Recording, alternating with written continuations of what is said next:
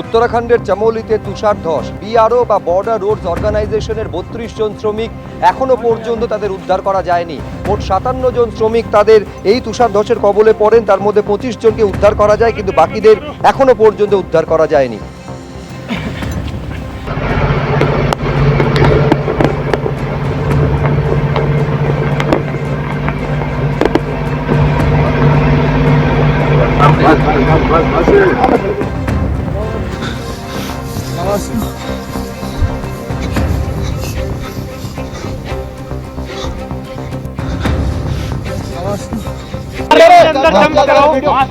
उधर से लेके आओ, इधर से रास्ता बीट कर रहे हैं, उधर से लेके आओ।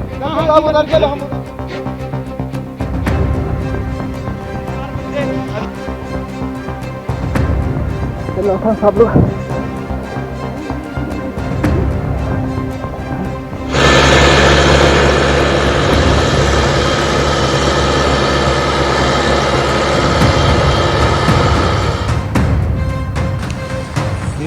है 395 में ये कंटिन्यू। দেখতে পাচ্ছেন ভয়ঙ্কর পরিস্থিতি তৈরি হয়েছে উত্তরাখণ্ডের চামোলিতে এই তুষার ধসে। ये तो बहुत लंबा ट्रेन बनी है कोई का। তিব্বত সীমান্তের কাছে মানা বদ্রীনাথের মধ্যে আচমকা এই তুষার ধস, বরফের স্তূপে আটকে পড়েন বিআরওর ৫৭ জন শ্রমিক। वही तो बोल रहा हूँ, ये तो बहुत लंबा।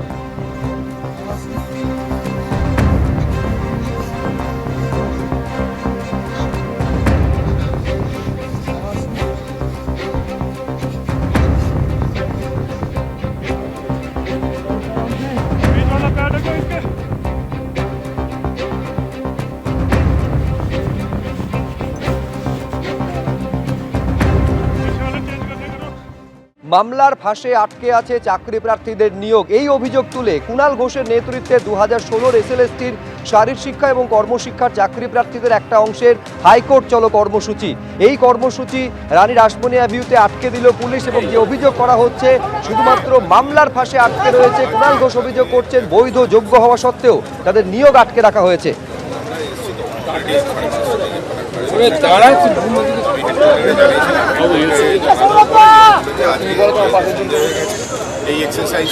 আমার কিছু না, ধাক্কা মার, আমার এলসিডি না না লাগবে। আপনারা যেভাবে করে সেভাবে ছিটিয়ে দিন, তারপরে আমরা দেখছি আগে করেছিল সেটা এর আগে একবার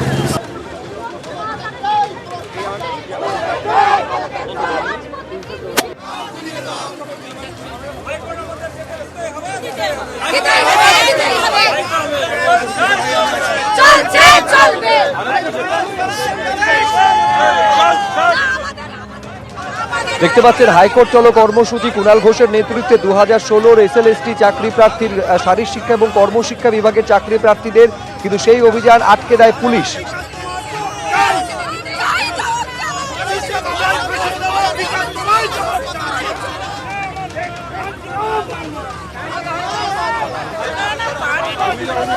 ওরা বলছে প্রধান বিচারপতির হস্তক্ষেপ চাই, তো প্রধান বিচারপতির হস্তক্ষেপ চায় তো সেটা হোক।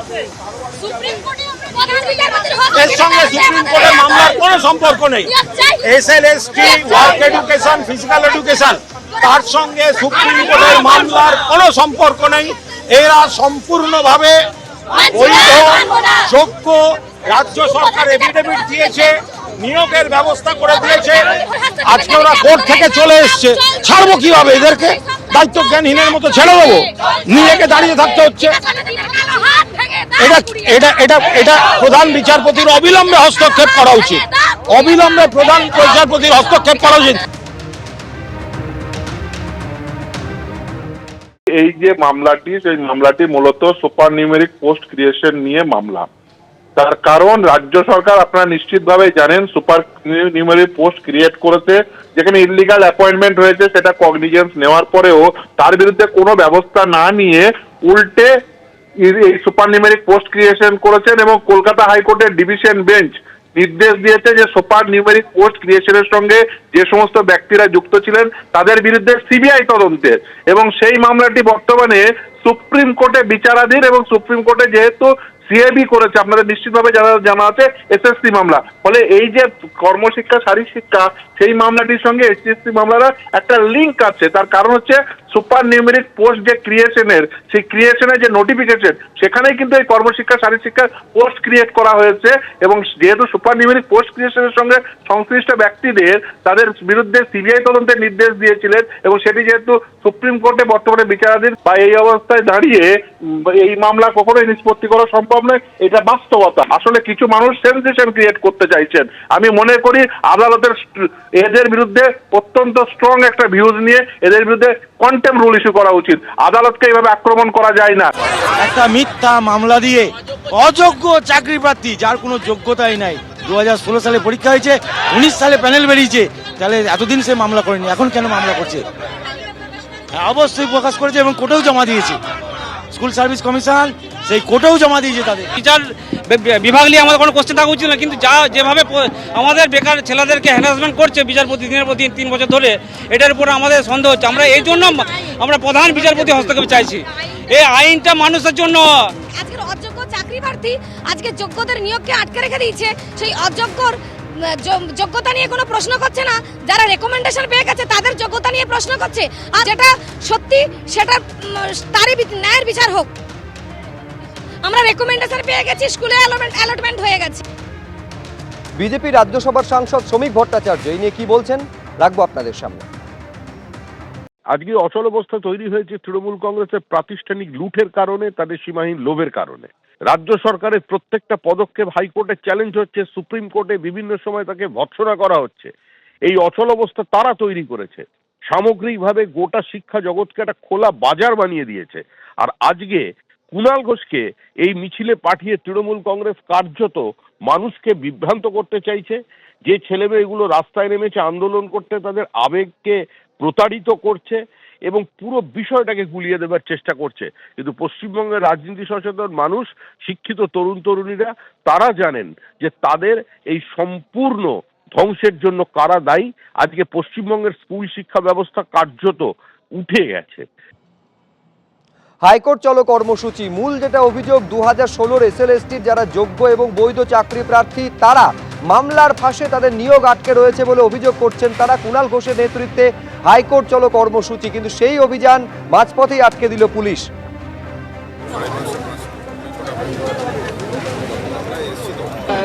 কেন কুণাল ঘোষ গেছে বা ওরা কেন কুণাল ঘোষের কাছে গেছে এইটা প্রশ্ন নয়। প্রশ্ন হচ্ছে আপনারাও কেন নেই, কেন নেই? আপনারা তো ওদের যখন ধর্ণা মঞ্চ ছিল তখন তো গিয়ে ফুলের বোকে দিয়ে বলতেন আপনারা যোগ্য। আজকে যখন মুখ্যমন্ত্রী চাকরি দিয়েছে তখন কেন আপনারা বাধা দিচ্ছেন? আর ওই কোনো উকিল বাবুর সঙ্গে আমি মুখ লাগাতে রাজি নই, যারা এদের কাছেও টাকা নেয়, এদের আটকাবার জন্য টাকা নেয়।